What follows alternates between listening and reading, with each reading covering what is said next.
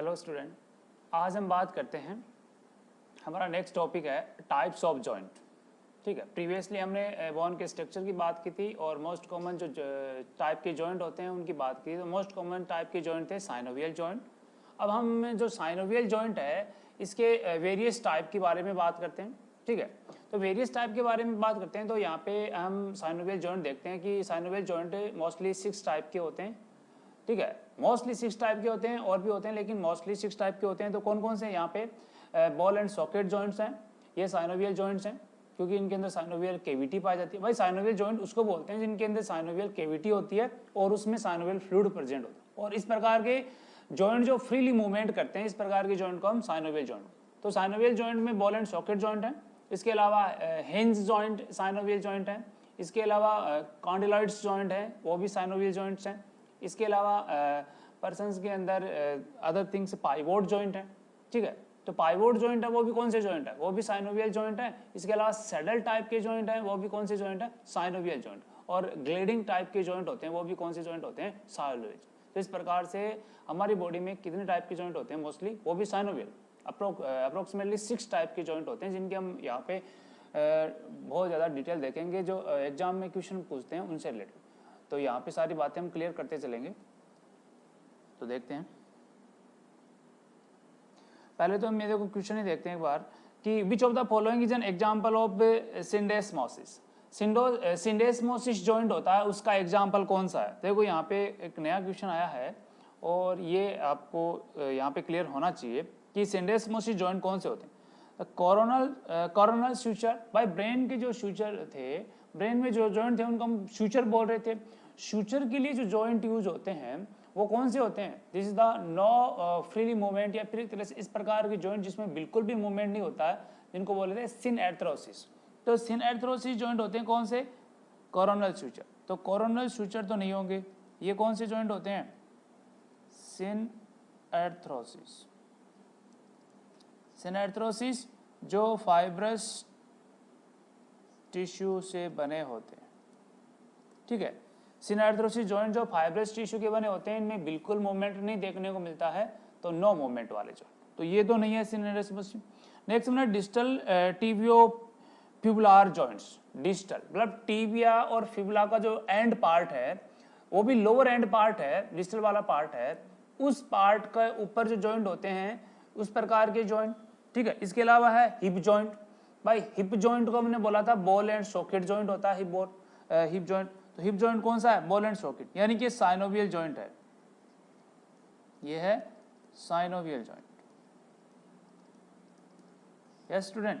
Next one है intercarpal joint.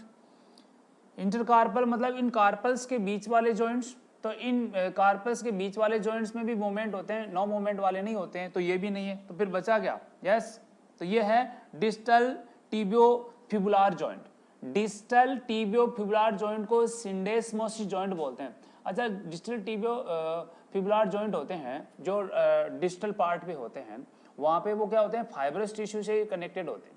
यानी tibia और फिबुला किससे कनेक्टेड है, फाइब्रस टिश्यू से कनेक्टेड है, और फाइब्रस टिश्यू कनेक्टेड है इसलिए वहाँ पे मूवमेंट आपको नहीं देखने को मिलते हैं। तो distal part of tibia fibula वाले जॉइंट को कौन सा जॉइंट बोलते हैं स्टूडेंट, सिंडेस्मोसिस जॉइंट, जो फाइब्रस टिश्यू के बने हुए होते हैं। क्लियर, कनेक्टिव टिश्यू है फाइब्रस टिश्यू, तो यहाँ पे आंसर होगा B.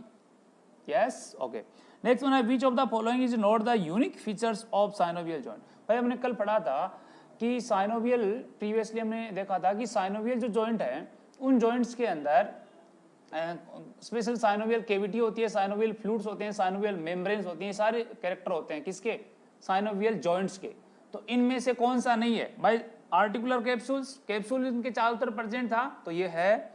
Articular cartilage, and part के ऊपर हाइलिन के कार्टिलेज थे, तो ये प्रेजेंट है। साइनोवियल फ्लूइड प्रेजेंट था, जो एक व्हाइट कलर का था, हमने देखा था कल कि साइनोवियल फ्लूइड का कलर कैसा होता है, एक व्हाइट कलर का होता है, तो साइनोवियल फ्लूइड इसमें प्रेजेंट होता है। अच्छा, कई बार पूछते हैं कि साइनोवियल फ्लूइड में मोस्टली क्या प्रेजेंट होता है, सबसे ज्यादा क्या प्रेजेंट होता है, फेट प्रेजेंट होती है स्टूडेंट, जो क्या करती है उसको फ्रिक्शंस को प्रिवेंट करने में सहायक होती है। ठीक है, तो साइनोवियल फ्लूइड प्रेजेंट होते हैं। फाइब्रोकार्टिलेज, भाई फाइब्रोकार्टिलेज प्रेजेंट नहीं होते हैं साइनोवियल फ्लूइड के अंदर, हाइलिन कार्टिलेज प्रेजेंट होते हैं, तो फाइब्रोकार्टिलेज यहाँ पे प्रेजेंट नहीं है। क्योंकि यहाँ पे कौन से कार्टिलेज होते हैं इनमें, हाइलिन कार्टिलेज, ठीक है। तो हाइलिन कार्टिलेज वाले होते हैं, ये फाइब्रो कार्टिलेज नहीं होते। तो कौन सा फीचर्स नहीं होगा स्टूडेंट, फाइब्रो कार्टिलेज नहीं होगा, ठीक है। साइनोवियल फ्लूइड हैं वो प्रेजेंट होते हैं और डेली प्रोडक्शन कितना होता है 3 to 4 ml के अकॉर्ड से भी बिलो क्या होता है इनका प्रोडक्शन होता है। तो ये दोनों क्वेश्चन आपके क्लियर हो गए, एग्जाम के अंदर आए तो इजीली आपके कंफ्यूजन नहीं होने चाहिए इनसे, ठीक है, क्लियर होने चाहिए। पहले जॉइंट की बात करते हैं, ball and socket joint.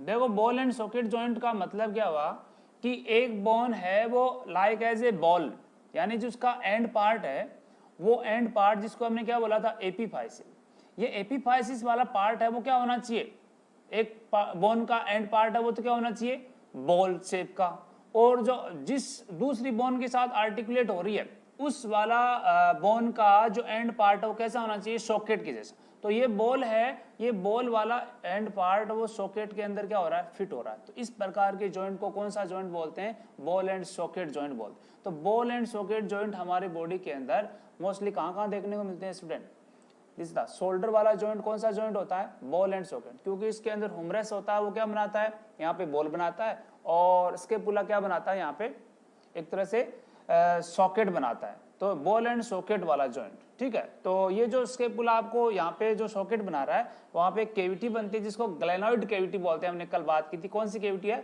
Glenoid cavity, यहाँ पे ग्लेनोइड कैविटी पाई जाती है और इसमें देखने को मिलता है, ठीक है।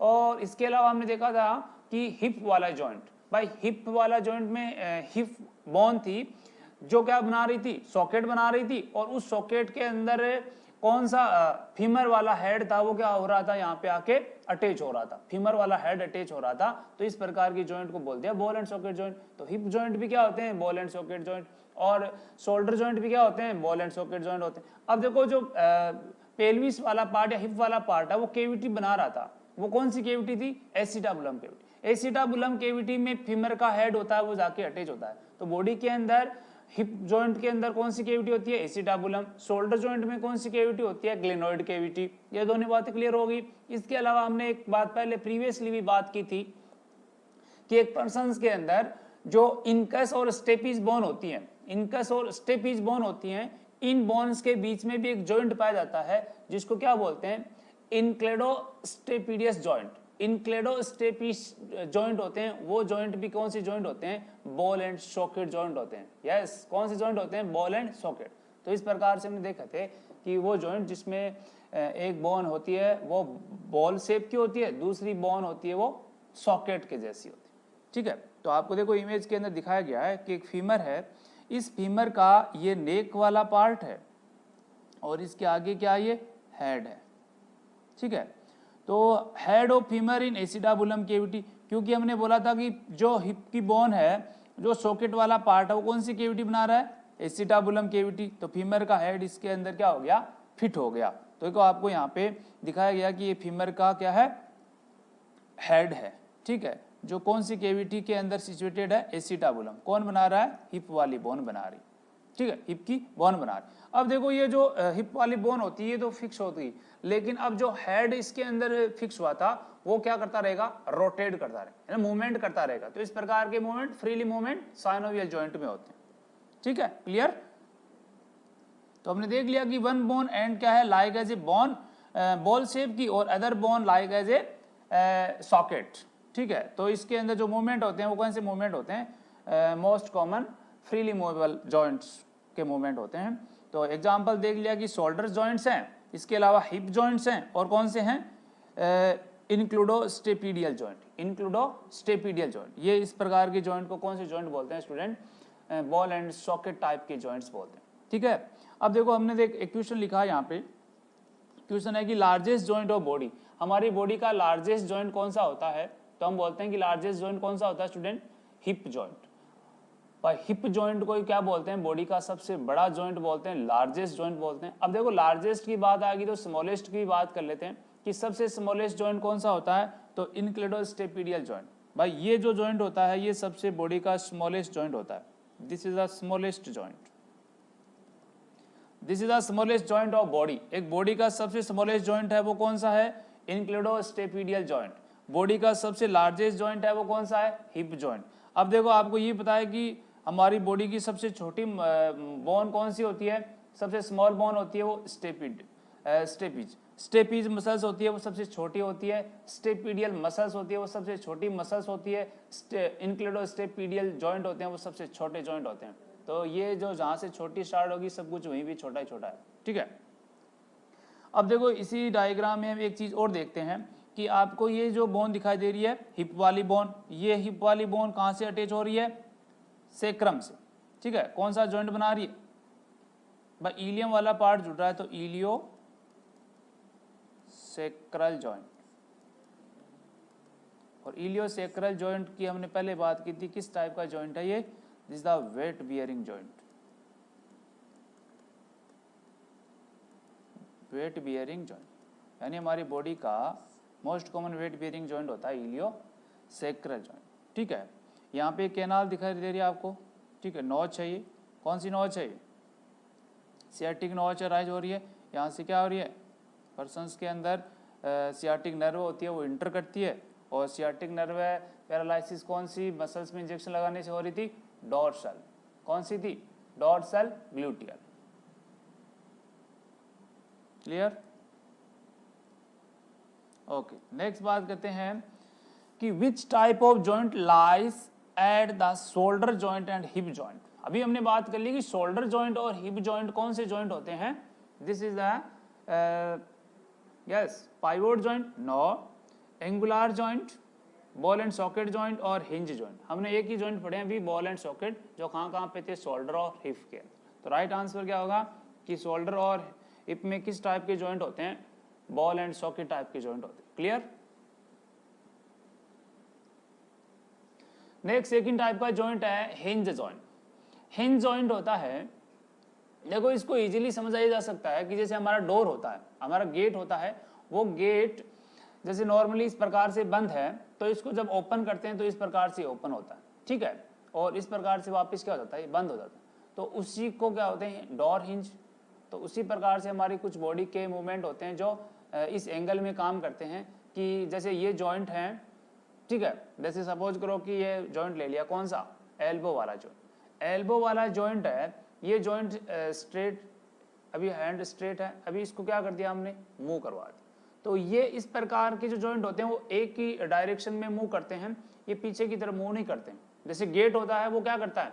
वो एक ही डायरेक्शन में मूव करता है, उसको चारों तरफ नहीं घुमा सकते हम।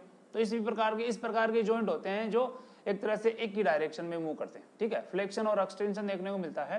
तो इस प्रकार के जॉइंट कौन से जॉइंट होते हैं? ये यस हिंज जॉइंट होते हैं। तो इसके अंदर दिखाया गया है कि ऐसे जॉइंट जिसके अंदर, यहाँ पे हमने एल्बो की बात की है, तो हुमरस बोन किसके साथ अटैच होती है? अल्ना और रेडियस के साथ। अल्ना और रेडियस बोन के साथ क्या हो रही है? अटैच हो रही है। अब देखो जो हुमरस बोन है वो आपको दिखाई दे रही है कैसे शेप की है? This is the convex shape की बोन है, जबकि आपको ये जो बोन दिखाई दे रही है रेडियस अल्ना, ये कैसी शेप की है? कॉनकेव शेप की। देखो कॉन्वेक्स आगे से उभरा हुआ पार्ट होता है कॉन्वेक्स, उस कॉन्वेक्स के अंदर इस प्रकार की बोन अटैच होती है जो क्या हो? कॉनकेव शेप की, यानी अंदर धसी हुई बोन हो। तो कॉनकेव शेप की बोन कॉन्वेक्स में अटैच होती है। तो इस प्रकार की जॉइंट को कौन से जॉइंट बोलते हैं?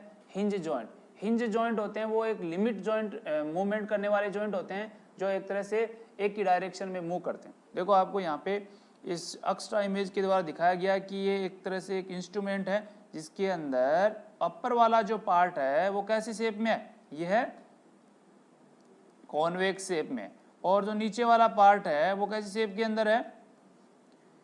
Concave shape. जैसे क्या होता है कि जो लैपटॉप होते हैं वो मोस्टली एक ही डायरेक्शन में, कि लैपटॉप होता है उसको हम इतना स्ट्रेट ओपन कर सकते हैं और उसके बाद में इसको क्या कर सकते हैं? ऐसे क्लोज कर सकते हैं। भाई जो पहले लैपटॉप आते थे वो चारों तरफ नहीं घूमते थे ना, तो उसमें क्या होता है कि फिक्स लिमिट रोटेशन होते हैं। तो इस प्रकार के जो रोटेशन होते हैं वो हिंज रोटेशन या हिंज टाइप के मूवमेंट होते हैं। तो इस प्रकार के जॉइंट को क्या बोलते हैं? Hinge joint. तो देखो एक तो आपको पता चल गया कि हिंज जॉइंट कहाँ पे देखने को मिल रहा है आपको? एल्बो वाले। एल्बो में किस टाइप के जॉइंट होते हैं? हिंज जॉइंट होते हैं। इसके अलावा हमारे जो नी वाले जॉइंट होते हैं वो भी कैसे टाइप के जॉइंट होते हैं? वो भी हिंज टाइप के जॉइंट होते हैं। तो मोस्टली जो बड़े बड़े जॉइंट है वो एल्बो और नी वाले दोनों जॉइंट किस टाइप के जॉइंट होते हैं, हिंज जॉइंट होते हैं। यानी इस प्रकार के जॉइंट जो एक ही डायरेक्शन में मूव करते हैं, ज्यादा मतलब लिमिट रोटेशन में देखने को मिलते हैं। ठीक है, देखते हैं इसमें कि movement in one plane like a door hinge, यानी कि एक ही प्लेन में मूव करते हो, मतलब इस जॉइंट को आप साइड में मूव नहीं करवा सकते, इधर इधर मूव नहीं करवा सकते, पीछे की तरफ हाइपर एक्सटेंड इनको नहीं कर सकते। तो एक ही प्लेन में मूव करने वाले जॉइंट होते हैं कौन से, हिंज जॉइंट, जिनको हिंज डोर भी बोलते हैं, डोर हिंज भी बोलते हैं। तो इसमें क्या लिखा हमने कि वन बोन कॉनकेव सरफेस, भाई एक थी वो क्या होती, उभरी हुई वो सरफेस की थी, और जो फिट थी किसके अंदर, अनोदर बोन कॉनकेव सरफेस, जो एक तरह से कॉनकेव धसी हुई बोन के अंदर क्या हो रही थी, फिक्स हो रही थी। इस प्रकार के जॉइंट्स को कौन से जॉइंट बोलते हैं, हिंज टाइप के। कहाँ कहाँ पे मिले हमने देखा, एल्बो वाले जॉइंट्स होते हैं, नी वाले जॉइंट्स होते हैं, और इंटरफ्लेंजियल जॉइंट्स होते हैं। मतलब हमारे जो फ्लेंजीज होती हैं इनके बीच वाले मूवमेंट होते हैं, ये भी क्या होते हैं, फिक्स होते हैं। पर देखो एक ही प्लेन के अंदर क्या कर रहे हैं, मूव कर रहे हैं, है ना, ये पीछे हाइपर एक्सटेंड नहीं हो सकते, तो इस प्रकार के मूवमेंट भी क्या है, हिंज वाले जॉइंट। तो हमारी फ्लेंजीज के बीच वाले जॉइंट्स हिंज जॉइंट, हमारे एल्बो की जॉइंट हिंज जॉइंट, और हमारे नी के जॉइंट हिंज जॉइंट। तो एग्जाम के अंदर पूछा जाता है कि all of the following are hinge joint except, कि हिंज जॉइंट कौन कौन से हैं इनमें से एक को छोड़ के, या ऐसे पूछ लें कि हिंज जॉइंट का एग्जाम्पल दो, और जॉइंट्स आएंगे आपको एक ही हिंज जॉइंट मिलेगा, तो आपको पता चल गया हिंज जॉइंट कौन कौन से है ना। यस, क्वेश्चन देख लेते हैं, hinge joint is present between and between, यानी हिंज जॉइंट किन किन के बीच में होते हैं। तो देखो ऑप्शन कैसे भी आ जाओ कि हमने देखा था कि एल्बो था वो हुमरस और रेडियस अल्ना के बीच में था, और नी वाले जॉइंट थे वो किसके बीच में थे, फीमर और टिबिया फिबुला के बीच में थे। ठीक है, मोस्टली तो यही थे। तो देखो ऑप्शन पे आ जाओ, फीमर एंड अल्ना। भाई फीमर है वो कौन सी है, पैर की बोन है, जबकि अल्ना क्या है, हाथ की है, तो दोनों कॉम्बिनेशन ही नहीं हो रहे, कट कर दो, ये ऑप्शन ही नहीं होगा। Humras and ulna, Humras bone ये है और अल्ना ये है, तो हुमरस और अल्ना का तो क्या हो रहा था, बीच में कम्युनिकेशन आर्टिकुलेशन हो रहा था, तो ये है इसका राइट आंसर। तो आंसर आपको मिल गया, आगे जाने की जरूरत ही नहीं है, आगे देख लेते हैं। फिर भी फीमर और पेक्टोरियल ग्रेडल, फीमर बोन है वो पैर की बोन होती है, पेक्टोरियल ग्रेडल किसको बोलते हैं, शोल्डर बोन्स को बोलते हैं। तो ये तो आपस में कम्युनिकेशन ही नहीं है इनका। Femur and pelvis Gradle, femur और पेल्विस ग्रेडल के बीच में जो जॉइंट बनते हैं वो बॉल एंड सॉकेट बनते हैं, जो न कि हिंज बनते हैं। ठीक है, तो ये नहीं होगा। तो राइट आंसर क्या होगा, हुमरस और अल्ना, हुमरस और अल्ना के बीच, अल्ना और रेडियस के बीच वाले जॉइंट होते हैं वो हिंज जॉइंट होते हैं। Clear student.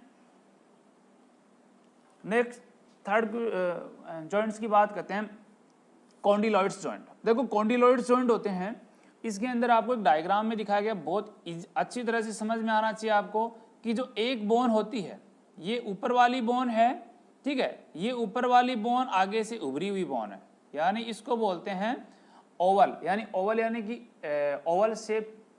ठीक है, ओवल शेप वो भी क्या कर रही है, लाइक एज ए प्रोजेक्शन, यानी ये जो है ये आपको कैसा प्रोजेक्शन अराइज कर रही है, ओवल प्रोजेक्शन, राउंड प्रोजेक्शन है आगे की तरफ। अच्छा, नीचे जो बोन होती है, दूसरी वाली बोन अटैच होती है, वो होती है ओवल डिप्रेशन, ओवल डिप्रेशन, मतलब एक बोन है वो ओवल डिप्रेशन है, एक बोन है वो ओवल प्रोजेक्शन है। ओवल प्रोजेक्शन ओवल डिप्रेशन में अटैच हो रही है, कौन सा जॉइंट है, कॉन्डिलॉइड्स जॉइंट। ठीक है, कॉन्डिलॉइड्स जॉइंट देखो आपको हमारी बॉडी के अंदर कहाँ पे देखने मिलता है, कि ये मेटाकार्पल बोन्स हैं, जो संख्या में 5 होती हैं। ठीक है, ये मेटाकार्पल्स बोन है, ये मेटाकार्पल्स बोन आपको यहाँ पे दिखाई दे रही, यस स्टूडेंट। ठीक है, और इसके ऊपर है फ्लेंजिज। तो मेटाकार्पल और फ्लेंजिज के बीच में जो जॉइंट बन रहा है वो कौन सा जॉइंट है, कॉन्डिलॉइड जॉइंट, जिसको बोलते हैं मेटाकार्पल फ्लेंजियल जॉइंट्स। ठीक है, मेटाकार्पल फ्लेंजियल जॉइंट्स। तो मेटाकार्पल है वो देखो यहाँ पे क्या हो रही है, इस प्रकार से डिप्रेशन अराइज कर रही है, और ये क्या कर रही है, प्रोजेक्शन। तो इस प्रकार से प्रोजेक्शन डिप्रेशन वाली बोन के बीच में जो जॉइंट होते हैं वो कौन से जॉइंट होते हैं, कॉन्डिलॉइड जॉइंट। तो कॉन्डिलॉइड जॉइंट होते हैं वो कहाँ पे देखने को मिलते हैं आपके, जैसे ये है, यहाँ पे क्या है, मेटाकार्पल्स हैं और ये फ्लेंजिज है। तो मेटाकार्पल और फ्लेंजिज के बीच में ये जॉइंट होते हैं, ये कौन से जॉइंट देखने को मिलते हैं आपको, यस, कॉन्डिलॉइड्स टाइप के जॉइंट होते हैं। ठीक है, ये कॉन्डिलॉइड्स टाइप के जो जॉइंट होते हैं। अच्छा, ये देखो हमने देखो फ्लेंजिज के अंदर देखा था कौन सा जॉइंट, हिंज वाला जॉइंट, जो एक ही प्लेन में क्या कर रहा था, मूवमेंट कर रहा था। अब देखो ये वाले जॉइंट हैं, ये आगे की तरफ भी मूव कर सकते हैं और पीछे की तरफ भी मूव कर, यानी सेवरल डायरेक्शन में मूव कर सकते हैं लेकिन ये रोटेशन नहीं कर सकते। देख लो, करा के देख लो, रोटेशन ये नहीं करेंगे। तो ये सेवरल डायरेक्शन में तो क्या कर रहे हैं, मूव कर रहे हैं लेकिन रोटेशन नहीं कर रहे हैं, तो रोटेशन इनमें नहीं देखने को मिलता। तो हम देखते हैं कॉन्टिलेडल जॉइंट होते हैं कि one bone is like an Oval projection and one bone fit in the Oval depressed bone. ठीक है, तो ओवल डिप्रेस्ड बोन है वो किस में, ओवल प्रोजेक्शन बोन में फिक्स हो रही है। Yes, movement in several plane, मतलब सेवरल प्लेन में मूवमेंट होते हैं, आगे की तरफ होते हैं, पीछे की तरफ होते हैं, यानी कि इस प्रकार से इसका फ्लेक्शन होता है, एक्सटेंशन, हाइपर एक्सटेंशन, तीनों देखने को मिलते हैं, लेकिन रोटेशन नहीं देखने को मिलती। Not allow rotation. Yes, example देख लिया कि मेटाकार्पल और फ्लेंजिस के बीच में, इनके बीच में वाले जॉइंट को कौन सा जॉइंट बोल रहे हैं, कॉन्डिलॉइड जॉइंट। इसके अलावा ये रिस्ट वाले जॉइंट भी कौन से जॉइंट है स्टूडेंट, ये भी कॉन्डिलॉइड जॉइंट होते हैं। भाई कॉन्डिलॉइड जॉइंट है कि ये जो आपका रिस्ट का जॉइंट है, ठीक है, जो किसके बीच में है, कार्पल बोन है और रेडियस अल्ना का डिस्टल पार्ट, रेडियस अल्ना का डिस्टल पार्ट और कार्पल वाले बोन के बीच वाला जॉइंट्स कौन सा, रिस्ट जॉइंट। रिस्ट जॉइंट है वो इस प्रकार से, मतलब ये क्या है, एक्सटेंड है, ये फ्लेक्शन अराइज कर रहा है, जबकि हाइपर एक्सटेंड, यानी कि सेवरल प्लेन के अंदर मूव कर रहा है लेकिन ये रोटेट ये भी नहीं कर रहा है। देखो रोटेट नहीं करता है, ठीक है, सेवरल डायरेक्शन में मूव करता है लेकिन रोटेशन इसमें भी नहीं होता। इसी प्रकार से एंकल वाला जॉइंट और एंकल वाला जॉइंट जो किसके बीच में होता है, यस, टिबिया फिबुला,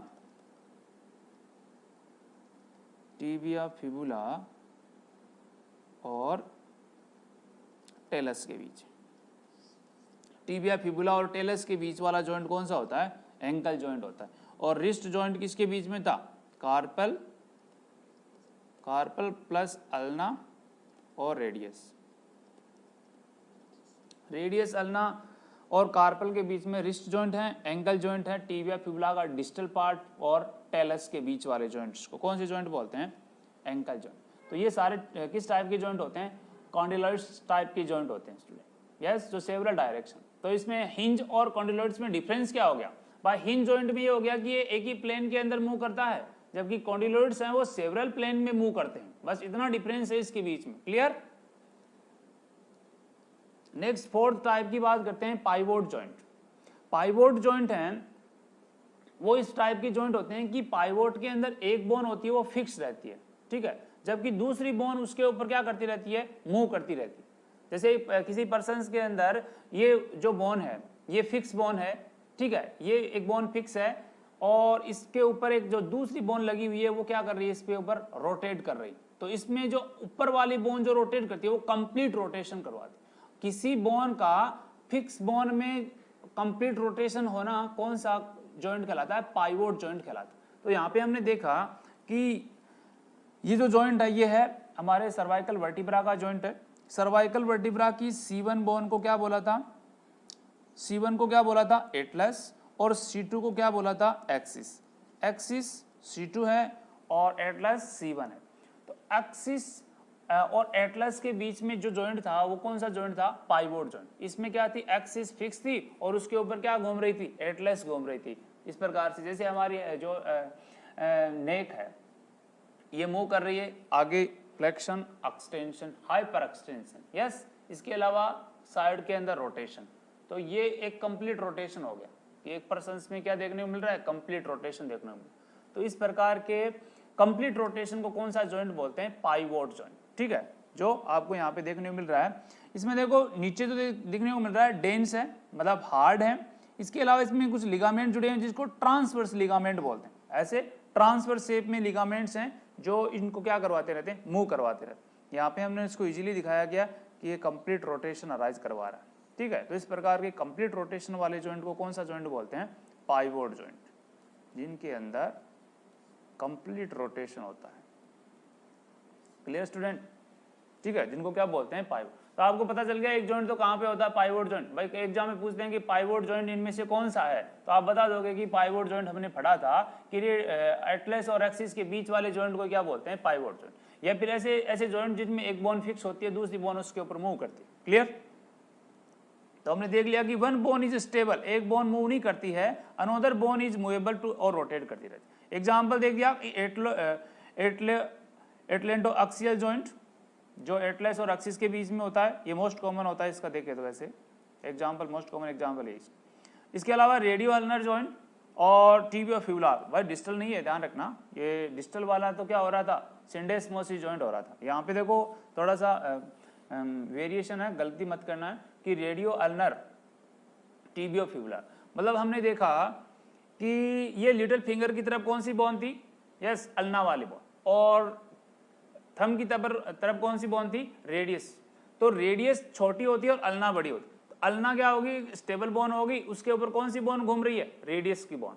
तो देखो इस प्रकार से सुपिनेशन प्रोनेशन करवाते हैं, तो इसमें tibia, not tibia sorry, ulna fix है और उस पर क्यों मूव कर रहा है, रेडियस मूव कर रहा है। तो इस प्रकार की जॉइंट भी कौन सी जॉइंट हो गए, यस पाइवोट टाइप की जॉइंट हो। इसी टाइप से हमारे पैर के अंदर जो टिबिया थी वो सेकंड लार्जेस्ट बोन थी, वो फिक्स बोन थी और उसके ऊपर कौन मूव कर रही थी, यस फिबुला वाली बोन, जो सबसे वीक बोन थी, फ्रैक्चर होने में मोस्ट कॉमन थी लोअर लिम्ब के अंदर। तो वो भी जॉइंट कौन से थे, यस कौन से जॉइंट थे, वो पाइवोट टाइप के जॉइंट थे। अब देखो क्वेश्चन देखते हैं हम, which of the following movement are possible in pivot joint. भाई पाइवोट जॉइंट में किस टाइप के मूवमेंट आपको देखने को मिलते हैं, किस प्रकार के मूवमेंट है वो पॉसिबल है। तो हमने देख लिया था कि ये रोटेशन हो रहा है, ठीक है। तो देखो फ्लेक्शन और एक्सटेंशन, फ्लेक्शन और एक्सटेंशन है वो इसमें ज़्यादा नहीं देखने को मिलता है, क्योंकि फ्लेक्शन और एक्सटेंशन होता है लेकिन इतना ज़्यादा नहीं होता जितना ज़्यादा रोटेशन होता है। फ्लेक्शन और एक्सटेंशन करवाने के लिए एक जॉइंट और होता है जिसकी हम आगे बात करेंगे, जो एटलस और ऑक्सीपिटल बोन के साथ जुड़ता है, एटलस और ऑक्सीपिटल बोन के साथ जुड़ने वाला, उसकी बात करेंगे। तो फ्लेक्शन और एक्सटेंशन ज़्यादा नहीं होता इसमें। अपडेक्शन और अडेक्शन, भाई अपडेक्शन का मतलब पास में लाना और अडेक्शन का मतलब दूर ले जाना, तो ये भी इसमें नहीं होता। रोटेशन कंप्लीट हो रहा था, ठीक है। एक्सटेंशन, फ्लेक्शन, रोटेशन तीनों नहीं होते हैं, मोस्टली क्या होता है, रोटेशन। तो राइट आंसर क्या होगा कि पॉसिबल पाइवोट जॉइंट कौन से होते हैं जिनमें कंप्लीट रोटेशन होता है स्टूडेंट। तो ये आपको ये लाइन याद रखनी है कि पाइवोट में हमेशा कंप्लीट रोटेशन होता है। क्लियर।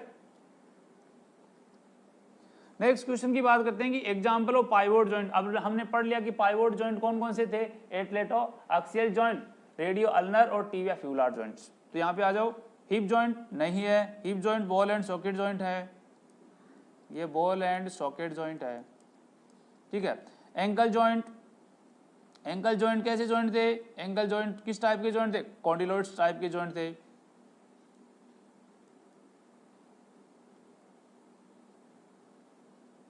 कॉन्डिलोइड्स टाइप के joint, yes. Radio ulnar joint, radio ulnar joint अभी पढ़ा था, रेडियो अल्नार जॉइंट किस टाइप के जॉइंट थे, पाइवोट टाइप के। और मेटाकार्पल फ्लेंजियल जॉइंट या मेटाकार्पोफ्लेंजियल जॉइंट, ठीक है, यानी कि ये मेटाकार्पल है और ये क्या है, फ्लेंजी जॉइंट। तो ये किस टाइप के जॉइंट थे, हिंज टाइप के जॉइंट।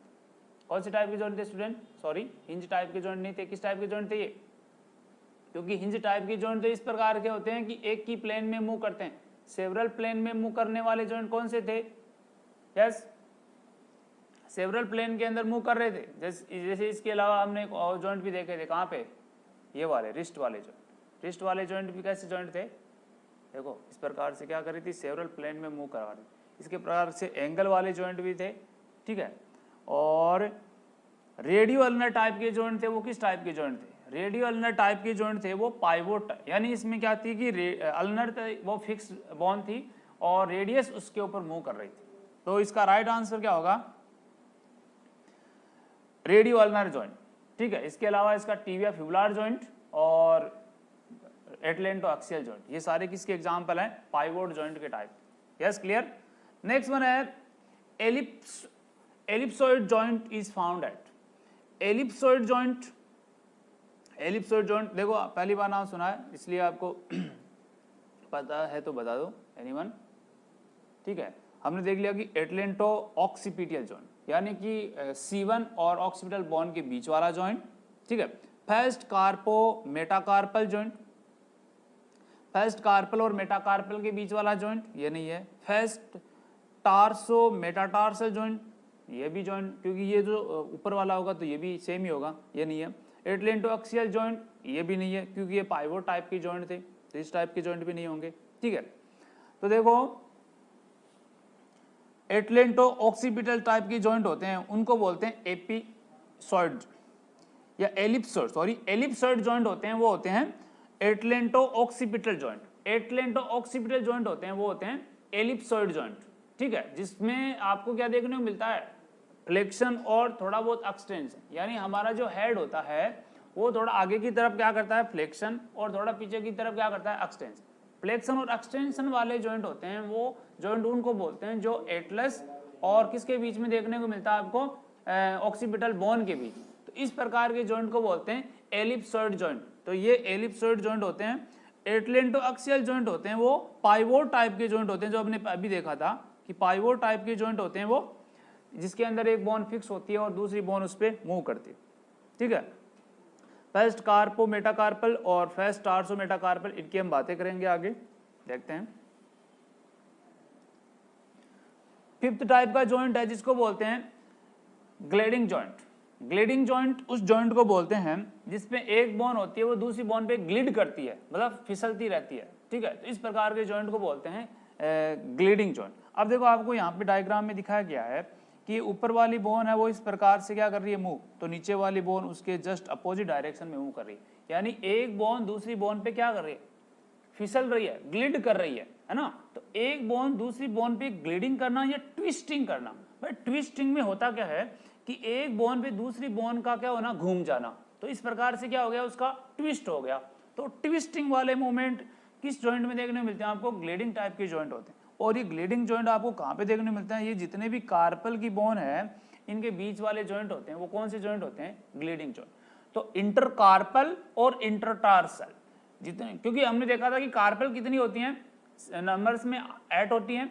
8 कार्पल्स के बीच में जो मूवमेंट होते हैं वो ग्लिडिंग टाइप के मूवमेंट होते हैं, ट्विस्टिंग टाइप के मूवमेंट होते हैं, जिनको हम क्या बोलते हैं, ग्लिडिंग जॉइंट बोलते हैं। Clear student. तो आपको इमेज में दिखाया गया कि ये आपको एक कार्पल बोन है, दूसरी कार्पल बोन के ऊपर क्या कर रही है, ग्लिड कर रही है, ट्विस्ट कर रही है। तो इस प्रकार के जॉइंट को क्या बोलते हैं, ग्लिडिंग जॉइंट। तो क्लियर स्टूडेंट कि ग्लिडिंग जॉइंट कहां पे हो गए आपके, यस, कार्पल और इंटरटार्सल, इंटरकार्पल और इंटरटार्सल बोन के बीच। तो स्लाइडिंग या ट्विस्टिंग मूवमेंट, स्लाइडिंग करना मतलब फिसलना एक तरह से, स्लाइड करना या फिर ट्विस्ट करना, इस प्रकार के मूवमेंट होते हैं ग्लिडिंग जॉइंट, इसमें एक बोन दूसरी बोन के ऊपर क्या करती है, ग्लिड करती है। और एग्जांपल देख लिए इंटरकार्पल और इंटरटार्सल। नो क्लियर होगी बात यहाँ पे, आगे चलें, ठीक है। नेक्स्ट 6th नंबर का जॉइंट है सैडल जॉइंट। सैडल जॉइंट वो जॉइंट होते हैं जिस पे क्या होता है कि एक बोन होती है उसके ऊपर दूसरी बोन राइड करती है ना, एक बोन के ऊपर दूसरी बोन घूमती रहती है, यानी एक बोन के मूवमेंट कम होते हैं, दूसरी ऊपर वाली बोन होती है वो क्या करती है, राइड करती रहती है, घूमती रहती है। इस प्रकार के जॉइंट को क्या बोलते हैं, सैडल टाइप के जॉइंट। अब देखो हमने पहले ईयर में पढ़ा था कि जो हमारी जो मेलियस बोन और इनकस बोन है उसके बीच में जॉइंट होते हैं वो किस टाइप के जॉइंट होते हैं, सैडल टाइप के जॉइंट होते हैं, जिसमें क्या होता है कि मेलियस और इनकस आपस में क्या करती हैं, राइड करती रहती हैं। जब वाइब्रेशन होती है टिम्पैनिक मेम्ब्रेन तो आपस में राइड करती रहती हैं, तो वो जॉइंट को बोला था सैडल टाइप का जॉइंट। यहाँ पे हम एग्जाम्पल में देखते हैं कि ये ट्रेपीजियम है।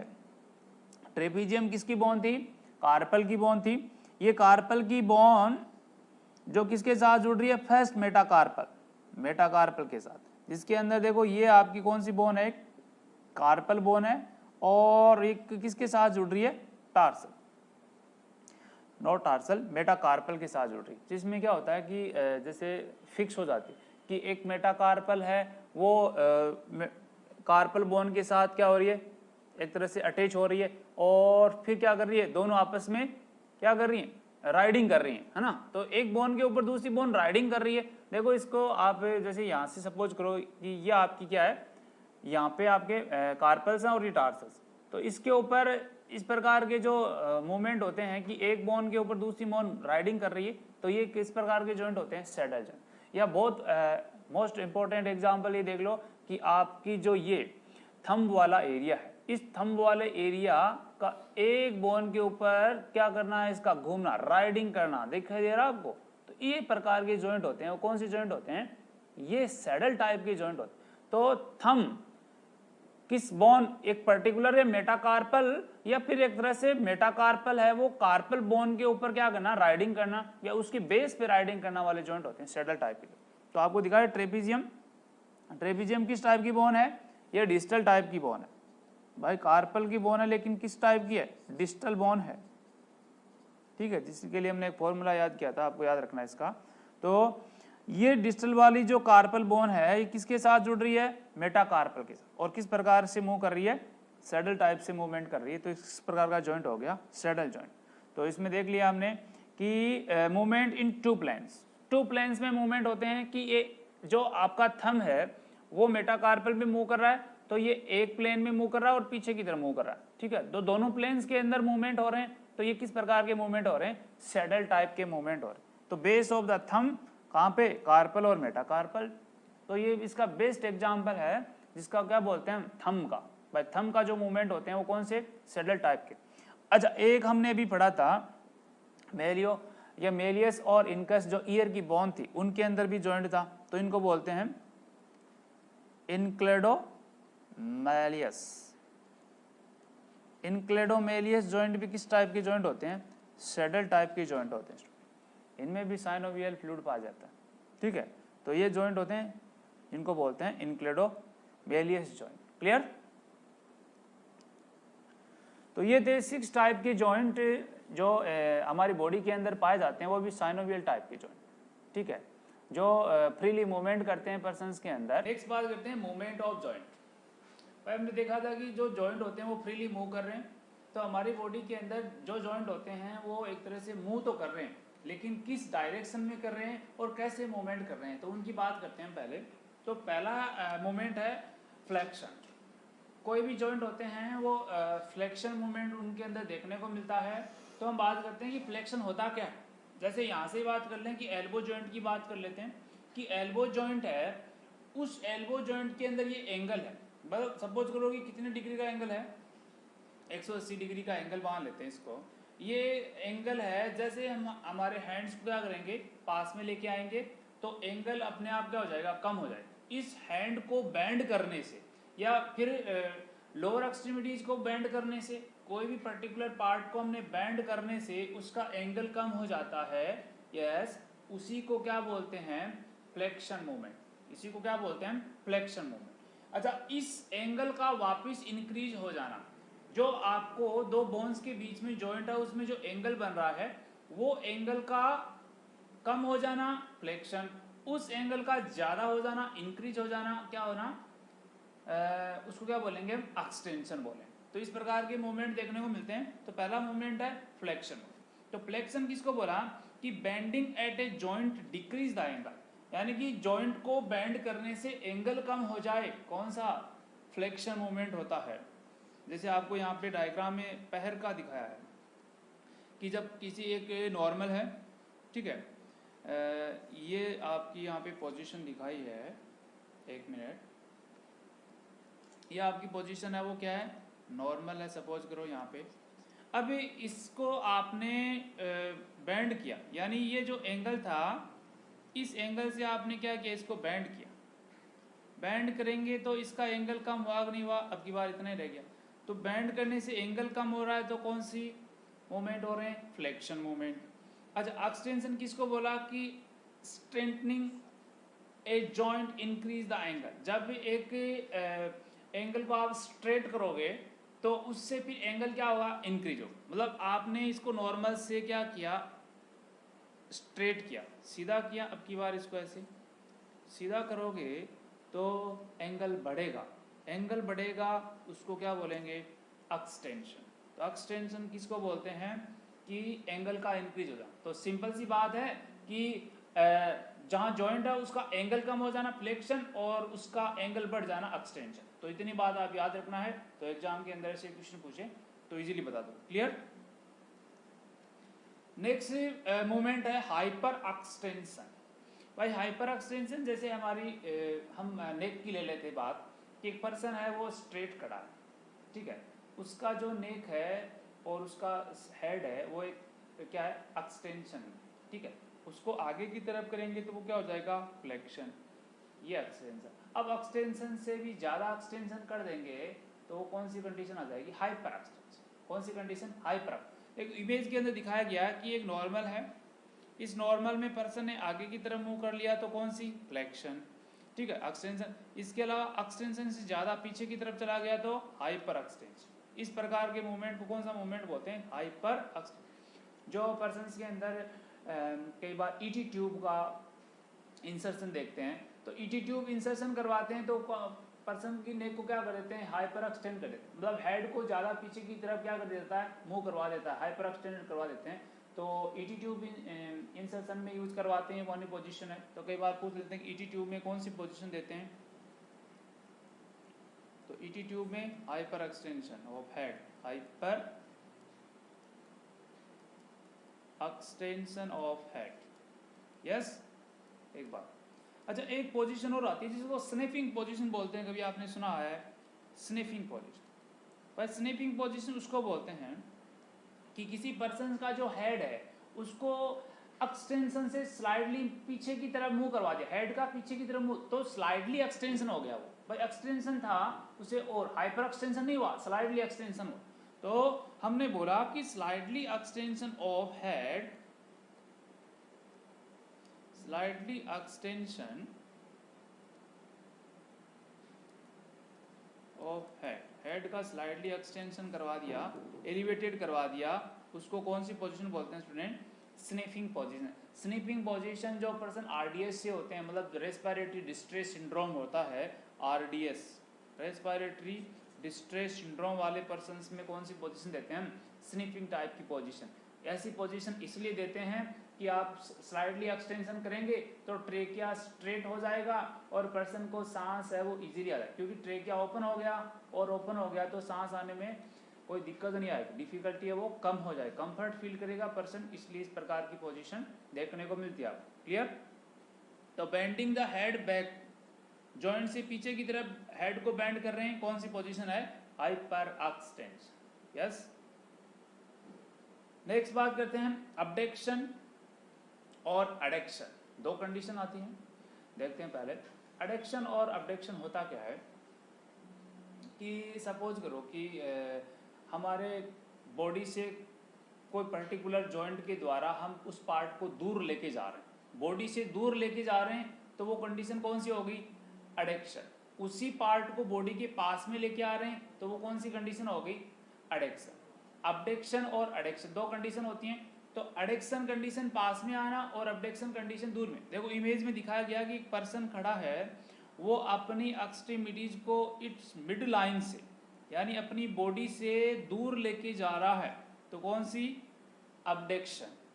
और वही एक्सट्रीमिटीज को बॉडी के मिड लाइन या बॉडी के पास में लेके आ रहा है, तो कौन सा कंडीशन है, एडक्शन। एडक्शन का मतलब मिड लाइन की तरफ, और अबडक्शन का मतलब मिड लाइन से दूर, मिड लाइन से दूर ले गया।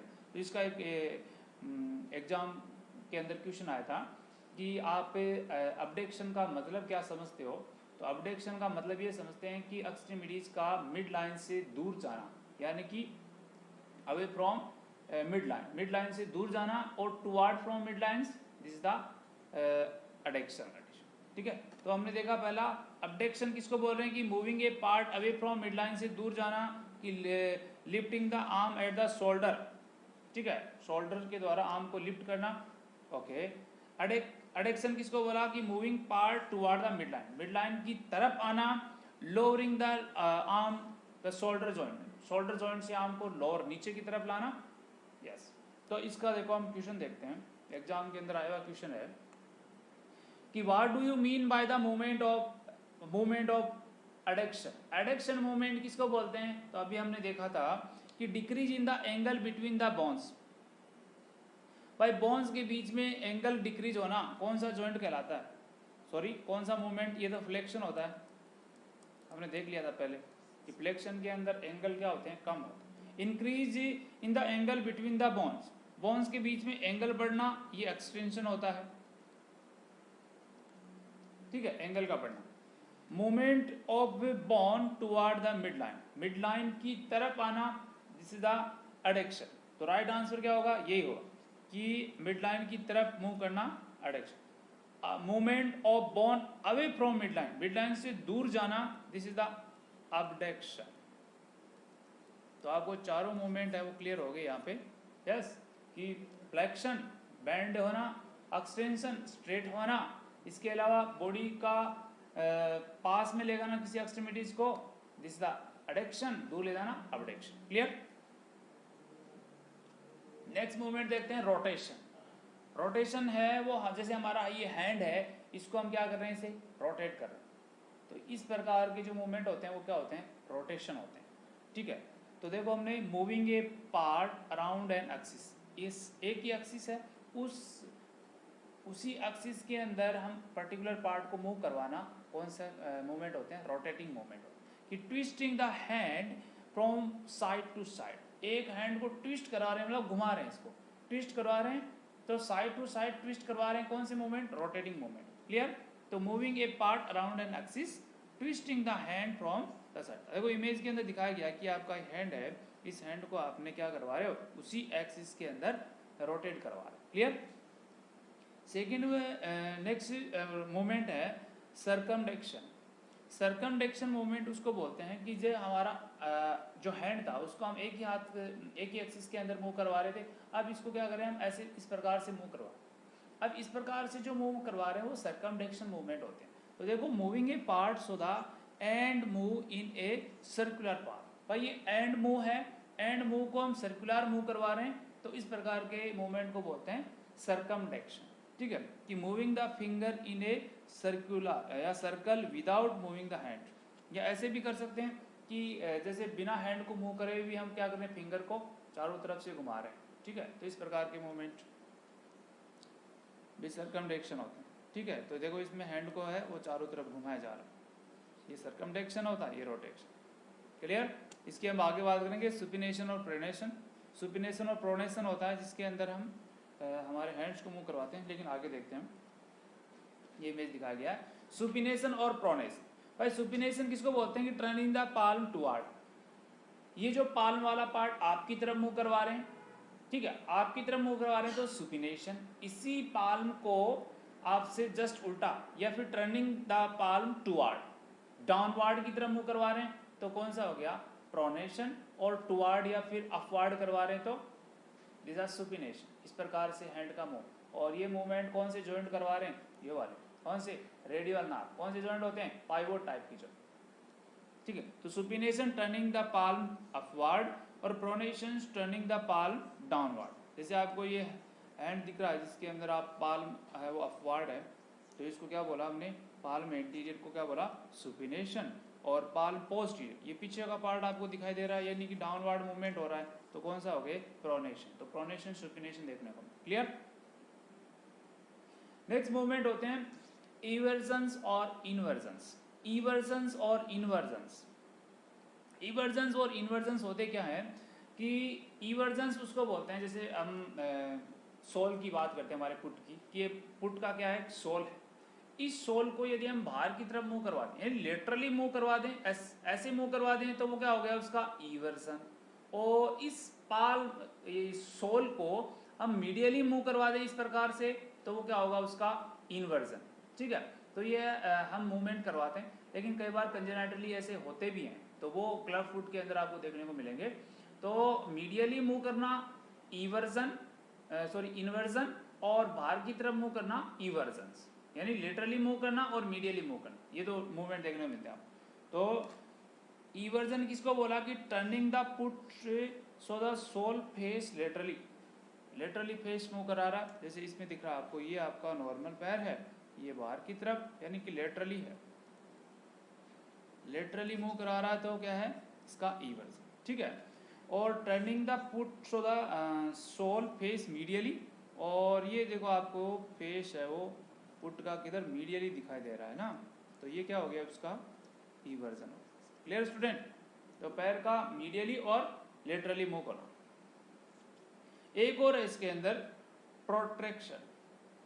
प्रोट्रैक्शन मूवमेंट क्या होते हैं, कि मूविंग ए पार्ट फॉरवर्ड जॉइंट, एक जॉइंट से आगे की तरफ मूव करवाना, जैसे हमारा मैंडिबल वाला जॉइंट होता है वो फिक्स है, इस मूवमेंट इस जॉइंट से, मैंडिबल वाले जॉइंट से फिर इसको आगे की तरफ लेके जाने वाले जॉइंट्स, जैसे हमारा ये जो पार्ट है चिक वाला, ठीक है, इसकी नॉर्मल पोजीशन है, इसको हम ऐसे आगे की तरफ मूव करवाएं तो ये जॉइंट कैसे जॉइंट हो जाते हैं, प्रोट्रैक्शन। देखो इमेज के अंदर दिखाया गया है कि ये इसका नॉर्मल है ना, नॉर्मल जॉइंट्स हैं, लेकिन ये इसकी आगे की तरफ देख रहे हैं, आगे की तरफ लेके आ जाता है पर्टिकुलर जॉइंट से, उसको क्या बोलते हैं, प्रोट्रैक्शन। पीछे की तरफ ले जाए रिट्रैक्शन, मतलब दब जाए अंदर की तरफ, वो रिट्रैक्शन। दाब भी ले से इस प्रकार से अंदर की तरफ तो वो रिट्रैक्शन, आगे की तरफ मूव करवा दे तो प्रोट्रैक्शन, ये मूवमेंट है। इसके अलावा आपको शोल्डर के मूवमेंट भी देखने को मिल रहे हैं, एलिवेशन और डिप्रेशन। डिप्रेशन में शोल्डर को नीचे की तरफ दबा दिया तो वो डिप्रेशन, शोल्डर को ऊपर की तरफ एलिवेटेड कर दिया तो एलिवेटेड मूवमेंट। तो शोल्डर के मूवमेंट भी आपको देखने को मिलते हैं कि एलिवेटेड और डिप्रेस्ड वाले। तो इसमें देखो एक पर्सन के शोल्डर अपवर्ड मूव कर रहे हैं तो ये एलिवेटेड है, और नीचे की तरफ डिप्रेस हो रहे हैं, इस प्रकार के मूवमेंट ये भी शोल्डर में आपको देखने को मिलते हैं। तो ये जॉइंट्स के मूवमेंट हैं। नेक्स्ट बात करते हैं डोर्सिफ्लेक्शन, प्लांटर फ्लेक्शन। डोर्सिफ्लेक्शन और प्लांटर फ्लेक्शन, स्पेशली जो फ्लेक्शन होते हैं कि आपने बच्चों के अंदर पीडियाट्रिक्स के अंदर पढ़ेंगे, dorsiflexion, planter flexion. Dorsiflexion, planter flexion होते क्या हैं आपने एक साइन फ्लेक्शन सुना, बेबिन्स की फ्लेक्शन या बेबिन्स की फ्लेक्शन होते हैं, वो होते क्या है कि एक जो बेबी होता है, यस, इसकी डिटेल देखते हैं एक बार, इजीली समझ में आया आपको, कि एक बेबी है, उसका ये पाल्म है, यस स्टूडेंट, ठीक है, इस पाल्म के ये वाला पार्ट हील है, इस हील से हमने कोई ब्लंट ऑब्जेक्ट को रोटेट करते हुए, लेटरली रोटेट करते हुए फिंगर की तरफ लेके आए, ठीक है, ठीक है, तो उसमें एक छोटा बेबी होगा, वो अपनी जो फिंगर्स है इनको क्या कर लेगा, फेनिंग कर लेगा, इस प्रकार से फेनिंग कर लेगा, और ये बिग टोय है इसको डोर्सिफ्लेक्स कर लेगा, मतलब ये कौन सा एरिया है, डोर्सल, है ना, ये डोर्सल सरफेस है, इसकी तरफ फ्लेक्शन हो गया तो कौन सा फ्लेक्शन, डोर्सिफ्लेक्शन हो गया। अब देखो ये जो मूवमेंट होते हैं, ये मूवमेंट कम से कम 2 साल तक से कम वाले बच्चों में होते हैं, इससे बाद में नहीं होने चाहिए मूवमेंट। ये मूवमेंट 2 साल के बाद में डिसअपियर हो जाते हैं, और हमारे अंदर जो फ्लेक्शन आते हैं वो प्लांटर फ्लेक्शन आते हैं। प्लांटर फ्लेक्शन क्या होते हैं कि जब इस पाल्म में देखो कि जब एक ब्लंट ऑब्जेक्ट को हील से मूव करवाते हुए, ठीक है, लेटरली मूव करवाते हुए फिंगर की तरफ लेके जाते हैं, तो 2 साल से छोटा बच्चा क्या कर लेता है, इस प्रकार से फिंगर को क्या कर लेता है, हाइपर एक्सटेंडेड कर लेता है, डोर्सिफ्लेक्शन अराइज कर लेता है। और जब 2 साल से बड़े या अडल्ट के अंदर हम इस प्रकार से रोटेट करवाते हैं पाल्म पे, तो जो एक्सट्रीमिटीज़ होती हैं उनकी जो फिंगर्स होती हैं वो क्या हो जाएंगी, फ्लेक्स हो जाएंगी, तब इस प्रकार से फ्लेक्शन हो जाएंगे आगे की तरफ। तो ये अडल्ट में होता है, और ऐसे हो जाना बच्चों में, 2 साल से कम बच्चों में। तो इस प्रकार के मूवमेंट को बोलते हैं, ये होते हैं जो मूवमेंट, उनको तो बोलते हैं डोर्सिफ्लेक्शन, और ये इस प्रकार से आगे की तरफ मूवमेंट होते हैं प्लांटर फ्लेक्शन, ठीक है। तो इसमें हम देखते हैं, देखो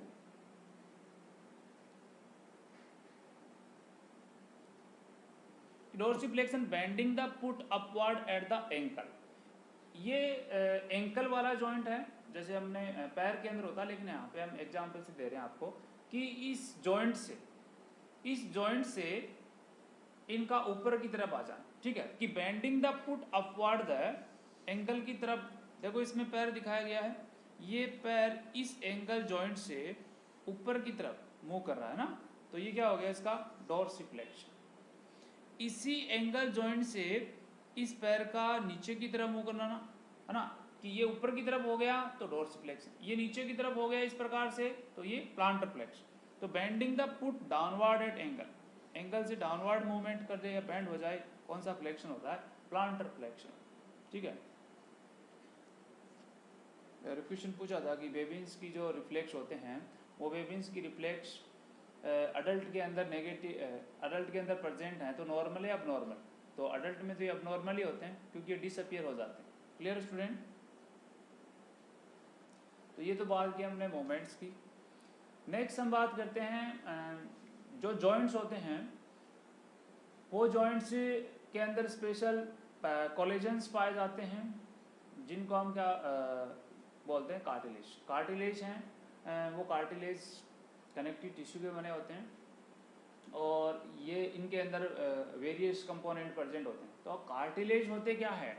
कार्टिलेज वो होते हैं जो जॉइंट को आपस में क्या करवाते हैं, एक तो फिक्स करवाते हैं, बोन को बहुत ज़्यादा स्ट्रॉन्ग बनाने में सहायक होते हैं। तो इस प्रकार से हम बात करते हैं आज कार्टिलेज की। Cartilage is a composed of specialized cells called chondrocytes. भाई कार्टिलेज हैं, उनके अंदर स्पेशलाइज्ड सेल होती है, यानी कि वो स्टिम सेल है, उसकी मेन सेल वही है उसकी। तो जो मेन सेल है कार्टिलेज की, उसका नाम क्या है? कॉन्ड्रोसाइट्स। कॉन्ड्रोसाइट सेल्स होती हैं वो सेल्स कार्टिलेज को बनाने वाली सेल्स होती हैं। यस, एक बात, that produce a large amount of collagenase. वो सेल्स क्या करती हैं? लार्ज अमाउंट में कोलेजिनेस यानी कोलेजन फाइबर्स का प्रोडक्शन करती हैं। कोलेजन फाइबर का प्रोडक्शन करने वाली सेल्स होती हैं, जिनको क्या बोलते हैं? Chondrocyte cells. ये मेन सेल किसकी होती हैं? कार्टिलेज की होती है। Clear student? यहाँ तक एक बात करते हैं कि cartilage is classified in 3 types. हमारी बॉडी में कार्टिलेज कितने टाइप के होते हैं? 3 टाइप के कार्टिलेज होते हैं। कौन कौन से? पहला है फाइब्रो कार्टिलेज, दूसरा है इलास्टिक कार्टिलेज और हाइलिन कार्टिलेज। 3 टाइप के कार्टिलेज होते हैं, इलास्टिक कार्टिलेज, हाइलिन कार्टिलेज और फाइब्रो कार्टिलेज। 3 टाइप के कार्टिलेज हमारी बॉडी के अंदर देखने को मिलते हैं और ये बहुत इंपॉर्टेंट है कि बॉडी के अंदर कहाँ कहाँ देखने को मिलते हैं, तो हम इसके बारे में पढ़ेंगे जो यहाँ पे आपको क्लियर होगा। इलास्टिक कार्टिलेज, हाइलिन कार्टिलेज और फाइब्रो कार्टिलेज। यहाँ पे हम देखो मोस्ट इंपॉर्टेंट क्वेश्चन की बात करते हैं कि एम्ब्रियोजेनेसिस, जब एक एम्ब्रियो बनता है, ठीक है, तो जब एम्ब्रियो का फॉर्मेशन होता है तो उसके दौरान स्केलेटन का भी फॉर्मेशन होता है, जेनेसिस होता है वहाँ पे। तो एम्ब्रियोजेनेसिस के दौरान हमारा जो स्केलेटन बनता है वो कौन सी जर्मिनल लेयर से बनता है? पहली बात तो आपने पढ़ा है कि एक एम्ब्रियो के अंदर 3 जर्मिनल लेयर होती हैं। कौन कौन सी स्टूडेंट? एक होती है एक्टोड्रम, यस, दूसरी होती है मीजोड्रम, तीसरी होती है एंडोड्रम। ठीक है, तो ectoderm, mesoderm, endoderm 3 germinal layer होती हैं। इनकी हमने पहले बात की ली थी कि हमारी बॉडी के अंदर ये जो तीनों जर्मिनल लेयर होती हैं कौन सी? मेम्ब्रेन में पाई जाती हैं। तो टिम्पेनिक मेम्ब्रेन में तीनों जर्मिनल लेयर पाई। हम यहाँ पे बात करें कि हमारा जो स्केलेटल सिस्टम होता है वो कौन सी जर्मिनल लेयर से मिलकर बना होता है? तो वो कौन सी जर्मिनल लेयर से है? मीजोड्रम। मीजोड्रम जर्मिनल लेयर से हमारा स्केलेटन बना हुआ होता है।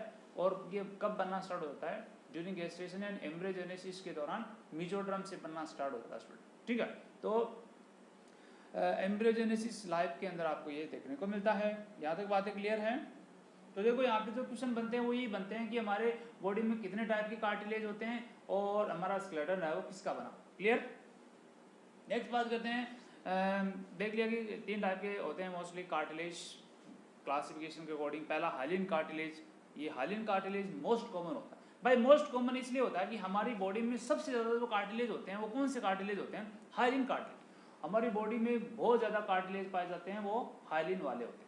ठीक है, मोस्ट टाइप सेकंड कोलेजन, ये कौन से कोलेजन होते हैं? मोस्ट टाइप हैं, लेकिन टाइप कौन से हैं? सेकंड टाइप के कोलेजन होते हैं। तो इस प्रकार के कोलेजन होते हैं जिनको बोलते हैं हाइलिन कार्टिलेज। ठीक है, सेकंड वाले होते हैं जिनको बोलते हैं इलास्टिक कार्टिलेज। इलास्टिक कार्टिलेज के अंदर इलास्टिक फाइबर्स होते हैं। भाई देखो मेन सेल तो होगी इनके अंदर, लेकिन एडिशनल क्या होगा? इलास्टिक फाइबर्स होंगे। मेन सेल क्या थी? Chondrocyte cells. तो इलास्टिक कार्टिलेज के अंदर इलास्टिक फाइबर होंगे और इसके अलावा कॉन्ड्रोसाइट सेल होगी। ठीक है, जो मेन सेल होती है। इसके अलावा थर्ड वाला टाइप है जिसको बोला हमने फाइब्रो कार्टिलेज। फाइब्रो कार्टिलेज है वो dense network of type first collagen. Type first collagen होते हैं, उनके बने होते हैं जिनको बोलते हैं फाइब्रो कार्टिलेज। भाई वो दो टाइप के कोलेजन होते हैं, टाइफेस्ट और टाइप सेकंड। तो टाइफेस्ट कोलेजन होते हैं वो किसके बने होते हैं? वो फाइब्रो कार्टिलेज के होते हैं। टाइप सेकंड कोलेजन होते हैं वो किसके होते हैं? वो हाइलिन के होते हैं। तो ये आपको 2 क्वेश्चन ये भी याद रखना है कि टाइफेस्ट और टाइप सेकंड कार्टिलेज कौन से होते हैं। तो ये क्लियर हो रहा था कि हाइलिन होते हैं वो टाइफेस्ट कोलेजन होते हैं और फाइब्रो कार्टिलेज होते हैं वो हाइलिन होते हैं वो सेकंड होते हैं और फाइब्रो वाले होते हैं वो फेस्ट कार्टिलेज होते हैं। ठीक है, क्लियर बात यहाँ पे? ये डेंस नेटवर्क होता है, मतलब ये ये जो फाइबर होते हैं ये स्ट्रॉन्ग फाइबर होते हैं। ये जो आपको कार्टिलेज मिलते हैं बॉडी के अंदर बहुत ज़्यादा स्ट्रॉन्ग होते हैं। तो इस प्रकार के जो जॉइंट होते हैं उनके अंदर ये प्रेजेंट भी हो जाएं तो फिर इनमें मूवमेंट नहीं होते हैं, ठीक है। जैसे फाइब्रस जॉइंट की हमने बात की थी कि सूचर वाले जॉइंट कौन से थे, फाइब्रस वाले जॉइंट, ठीक है। इसके अलावा और कौन से जॉइंट थे, सेंडेस्मोसिस। सेंडेस्मोसिस जॉइंट किसको बोला था कि रेडियस टीबिया और फिबुला का डिस्टल पार्ट में जो जॉइंट थे उसको कौन से जॉइंट बोले थे, यस कौन से जॉइंट बोले थे, सेंडेस्मोसिस जॉइंट बोले। इसके अलावा गोम्पोसिस जॉइंट किसके अंदर थे, टिक और गम्स के बीच में जॉइंट थे, उस कौन से जॉइंट थे वो, गोम्पोसिस। वो भी क्या थे, फाइब्रस जॉइंट थे जिसके अंदर बिल्कुल मूवमेंट नहीं होता। क्लियर बात। टेबल के द्वारा देखते हैं जिनमें बहुत सारे क्वेश्चन बनते हैं। 3 टाइप के जो कार्टिलेज पढ़े हमने, हाइलिन कार्टिलेज, फाइब्रो कार्टिलेज और इलास्टिक कार्टिलेज, ठीक है। अब हम बात करते हैं पहले हाइलिन कार्टिलेज। इसके अंदर कॉन्ड्रोसाइट्स मेन सेल्स होती है। इसके अलावा इसमें अंदर fine fibre of collagen, collagen के कौन से होते हैं, फाइन फाइबर होते हैं। मतलब एक तरह से फाइन मतलब फाइबर होते हैं लेकिन इतने ज़्यादा डेंस नहीं होते हैं, मतलब एक तरह से प्रेजेंट होते हैं लेकिन बहुत लेस प्रेजेंट होते हैं, तो डेंस फाइबर नहीं होते हैं, फाइन फाइबर इसके अंदर देखने को मिलते हैं। हमारी बॉडी में सबसे ज़्यादा कौन से कार्टिलेज पाए जाते हैं, तो हम बता देंगे कौन से कार्टिलेज होते हैं, हाइलिन कार्टिलेज होते हैं, ठीक है। हमारी बॉडी में सबसे वीक कार्टिलेज कौन से होते हैं, तो हम बता देंगे कि कौन से हैं, हाइलिन कार्टिलेज। भाई हाइलिन कार्टिलेज सबसे ज़्यादा होते हैं लेकिन वीक भी यही होते हैं, ठीक है। हाइलिन कार्टिलेज पाए कहाँ पे जाते हैं, आर्टिकुलेट कार्टिलेज, मतलब बोन जब आर्टिकुलेट होती है, किसी एक बोन का दूसरी बोन के साथ आर्टिकुलेशन होता है, वहाँ पे जो कार्टिलेज होते हैं वो कौन से कार्टिलेज होते हैं, हाइलिन वाले कार्टिलेज होते हैं, ठीक है। तो एक बोन को दूसरी बोन से कनेक्ट करने में सहायक होता है, तो जहाँ पे भी आर्टिकुलेशन होता है वहाँ पे कौन से कार्टिलेज होते हैं, हाइलिन वाले। इसके अलावा लेरेंजियल कार्टिलेज, लेरिंग्स के अंदर जो कार्टिलेज होते हैं वो भी कौन से टाइप के कार्टिलेज होते हैं, वो भी हाइलिन टाइप के कार्टिलेज होते हैं। और एपीफाइशियल प्लेट, जिसको हमने कौन सी प्लेट बोला था, ग्रोथ प्लेट, है ना, इसको कौन सी प्लेट बोला था, ग्रोथ प्लेट।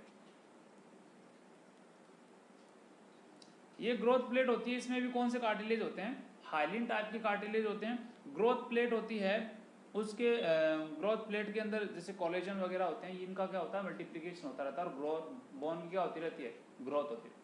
और ये फ्यूज कब हो जाती है, अप्रोक्सीमेटली 20 to 25 ईयर्स, 25 साल तक ये फ्यूज हो जाती है, ग्रोथ होना बंद हो जाती है। तो इसमें भी कौन से कार्टिलेज होते हैं, हाइलिन के कार्टिलेज। क्लियर।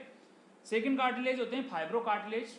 फाइब्रो कार्टिलेज में भी कॉन्ड्रोसाइट सेल्स होती हैं, प्लस इसके अलावा इसके अंदर बंडल ऑफ कोलेजन होते हैं। बंडल ऑफ कोलेजन होने के कारण ये बहुत ज़्यादा स्ट्रॉन्ग होते हैं, है ना। जो कोलेजन होते हैं वो बंडल फॉर्म्स में होते हैं, तो जिस पार्ट के अंदर ये पाए जाएंगे वहाँ पे फिर मूवमेंट आपको देखने को नहीं मिलेंगे। तो chondrocytes plus bundle of collagen fibres आपको देखने को मिलेंगे। ये बंडल्स ऑफ कोलेजन फाइबर होने के कारण ये फाइबर्स क्या होते हैं, बहुत ज़्यादा स्ट्रॉन्ग फाइबर होते हैं। तो स्ट्रॉन्गेस्ट फाइबर होते हैं ये, यस। ये स्ट्रॉन्गेस्ट फाइबर फ्री मूवमेंट आपको करने नहीं देंगे। तो आपको ये पता भी चल गया कि हमारी बॉडी के अंदर ये कहाँ कहाँ पे पाए जाते हैं। तो हमारी बॉडी के अंदर जो मूवमेंट नहीं हो रहे हैं वो सूचर वाले जॉइंट में नहीं होते। तो सूचर वाले जॉइंट किससे बने होते हैं, फाइब्रस जॉइंट से बने होते हैं। इसके अलावा सिम्पाइसिस प्यूबिस, यानी कि सिम्पाइसिस प्यूबिस में जो जॉइंट थे वो भी क्या थे, मोस्टली फाइब्रस जॉइंट होते हैं, ठीक है।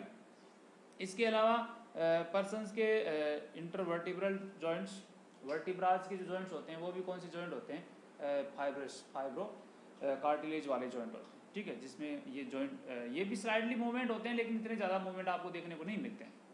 और सिम्पाइसिस प्यूबिस में भी स्लाइडली मूवमेंट होते हैं, लेकिन ये जब ड्यूरिंग डिलीवरी होती है उस टाइम पे, जब पेल्विस लार्ज होती है उस टाइम पे आपको थोड़े बहुत स्लाइडली मूवमेंट देखने को मिलते हैं, ऐसे नॉर्मली इसके अंदर नहीं देखने को मिलते। नेक्स्ट बात करते हैं इलास्टिक कार्टिलेज। इलास्टिक कार्टिलेज होते हैं ऐसे कार्टिलेज जिसके अंदर इलास्टिक फाइबर होते हैं प्लस कॉन्ड्रोसाइट सेल्स होते हैं। तो कॉन्ड्रोसाइट सेल्स और इलास्टिक फाइबर्स प्रेजेंट होते हैं, उनको इलास्टिक कार्टिलेज बोलते हैं। इलास्टिक कार्टिलेज होते हैं वो हमारी बॉडी के अंदर, देखो हमने पहले जब ईयर पढ़ा था तो आपको पता है कि जो पिन्ना था उस पार्ट में, पिन्ना वाले पार्ट में कौन से कार्टिलेज थे, इलास्टिक। तो आपको एक तो पता चल गया कि एक्सटर्नल ईयर, भाई पिन्ना किसका पार्ट है, एक्सटर्नल ईयर का है। तो एक्सटर्नल ईयर में कौन से कार्टिलेज थे, इलास्टिक कार्टिलेज, ठीक है। इसके अलावा हमने स्टेचियन ट्यूब पढ़ा था, स्टेचियन ट्यूब में कौन से कार्टिलेज हैं, इलास्टिक कार्टिलेज। और आपकी जो एपिग्लोटिस है, ठीक है। एपिग्लोटिस वाला पार्ट है, इसको आप ट्रैफिक पुलिस पॉइंट बोलते हो, वो वाला पार्ट भी क्या है, उसमें भी इलास्टिक आर्ट। तो बॉडी के अंदर देखो मोस्टली जब हम बात करें तो एपिग्लोटिस, स्टेचियन ट्यूब और एक्सटर्नल ईयर, तीनों के अंदर कौन से कार्टिलेज होते हैं, इलास्टिक कार्टिलेज। अब देखो इसको याद करने का इजी तरीका हो गया कि ई फॉर इलास्टिक, और जहाँ से ई स्टार्ट होते हैं 3E, उनमें भी इलास्टिक। भाई 3E क्या हो गए कि एक ये हो गया एक्सटर्नल ईयर, दूसरा ये हो गया स्टेचियन ट्यूब, और तीसरा ये होगा एपिग्लोटिस। तीनों के अंदर ही कौन से कार्टिलेज हो गए, इलास्टिक कार्टिलेज। अब देखो आपको क्वेश्चन यहाँ से ये बनता है कि इलास्टिक कार्टिलेज किसके अंदर पाया जाता है, तो तीनों में से एक ही ऑप्शन मिलेगा आपको, ठीक है, और बाकी के अदर ऑप्शन आएंगे। तो अब आपको इजीली बता देंगे, क्वेश्चन कैसे भी घूम के आ जाएं कि एपिग्लोटिस में कौन से कार्टिलेज पाए जाते हैं, या एपिग्लोटिस के अंदर पर्टिकुलर कार्टिलेज पाए जाते हैं, ये स्टेटमेंट सही है या गलत है, तो हम ये भी बता देंगे, ठीक है। तो बॉडी के अंदर शूचर वाले के अंदर फाइब्रस जॉइंट, फाइब्रस होते हैं, जहाँ बोन जुड़ती है वहाँ पे हाइलिन होते हैं, और जहाँ पे स्पेशल पार्ट होते हैं एक्सटर्नल ईयर होते हैं, उनमें इलास्टिक कार्टिलेज। Clear student?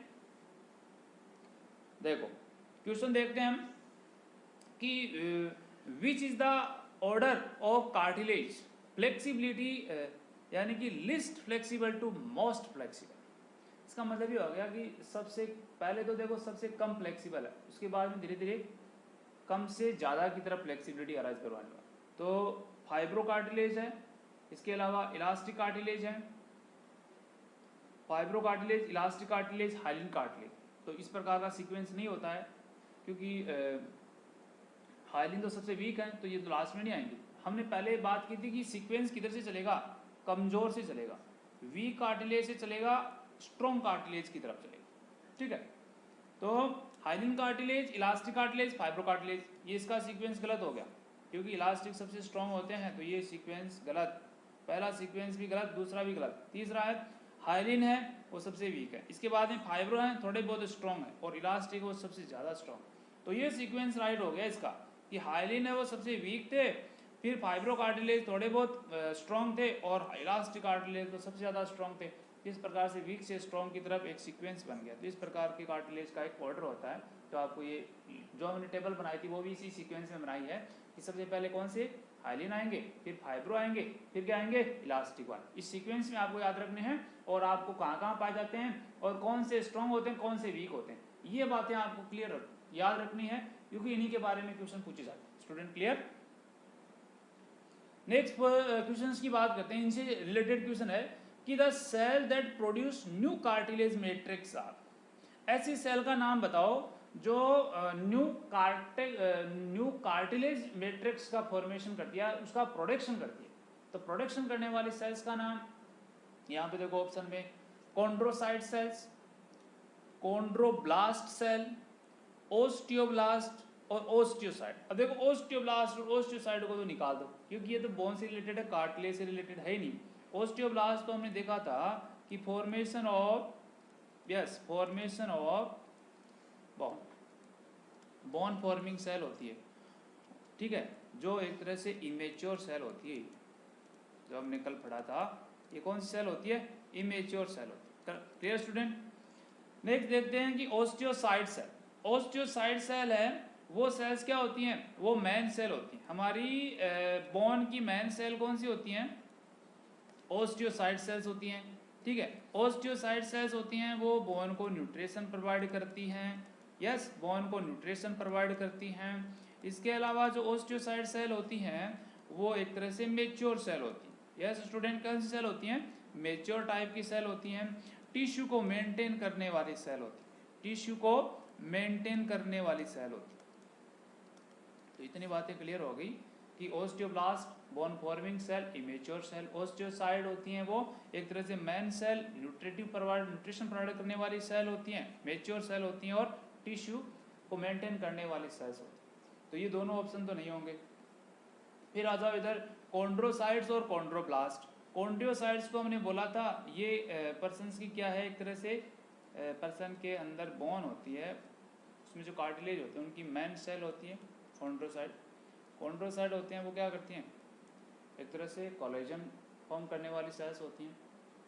इसके अलावा आते हैं, ये तो देखो कोलेजन का फॉर्म करती हैं, ठीक है, जो मेन सेल होगी, देन स्टिम सेल होगी। अब देखो हमने भी वहाँ पे पढ़ा था कि बोन के अंदर जो स्टिम सेल थी वो अलग थी और बोन को बनाने वाली सेल अलग थी। स्टिम सेल को वहाँ पे बोला था ओस्टियोप्रोजिनेटर और सेल को, बोन को बनाने वाली को बोला था ओस्टियोब्लास्ट। तो यहाँ पे भी ऐसा ही होगा कि एक स्टिम सेल है उसको तो बोला कॉन्ड्रियोसाइट सेल्स और कार्टिलेज को बनाने वाली को बोला कॉन्ड्रियोब्लास्ट। तो यहाँ पे यही तो बात हुई है कि प्रोडक्शन ऑफ न्यू कार्टिलेज किसके द्वारा, कॉन्ड्रोब्लास्ट। यहाँ पे गलती मत करना, कॉन्ड्रियोसाइट मत करके आना। कॉन्ड्रियोसाइट होती हैं वो एक स्टिम सेल है, एक तरह से इस प्रकार की मैन सेल होती हैं जो कार्टिलेज के अंदर मतलब कोलेजन्स का फॉर्मेशन करती है। लेकिन बनाने वाली जो सेल्स होती हैं वो कौन सी होती हैं, कॉन्ड्रियोब्लास्ट। तो कॉन्ड्रियोब्लास्ट क्या होती हैं, production of new cartilage. Yes student, production of new cartilage,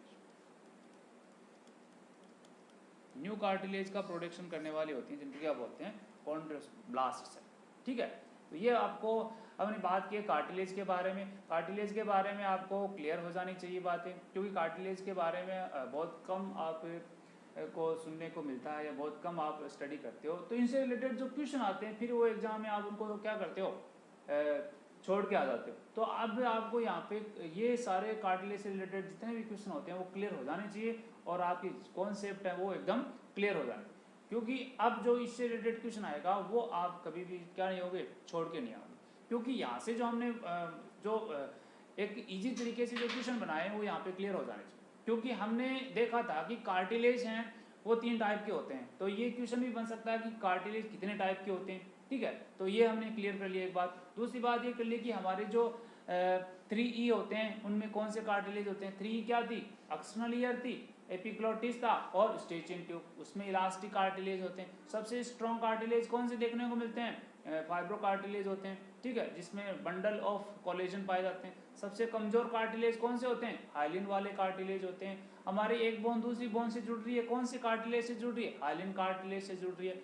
इसके अलावा सिम्पाइसिस प्यूबिस में किस टाइप के कार्टिलेज होते हैं, तो हम बताएंगे फाइब्रो कार्टिलेज होंगे, फाइब्रो कार्टिलेज देखने को मिलते हैं। ठीक है, इसके अलावा हमारी जो एपीफाइसिस प्लेट थी उसमें कौन से कार्टिलेज थे, हाइलिन टाइप के कार्टिलेज थे। लेरिंग्स में किस टाइप के कार्टिलेज होते हैं, तो हम बताएंगे किस टाइप के होते हैं, हाइलिन टाइप के कार्टिलेज। ठीक है, इसके अलावा हमने देखा था कि जो कार्टिलेज होते हैं वो किस सीक्वेंस में होते हैं, तो हमने देखा था कि हाइलिन होते हैं सबसे कमजोर होते हैं, उसके बाद में थोड़ा जो इससे ज़्यादा स्ट्रॉन्ग होते हैं वो किस टाइप के होते हैं, फाइब्रो वाले होते हैं, और सबसे स्ट्रॉन्ग होते हैं वो इलास्टिक वाले।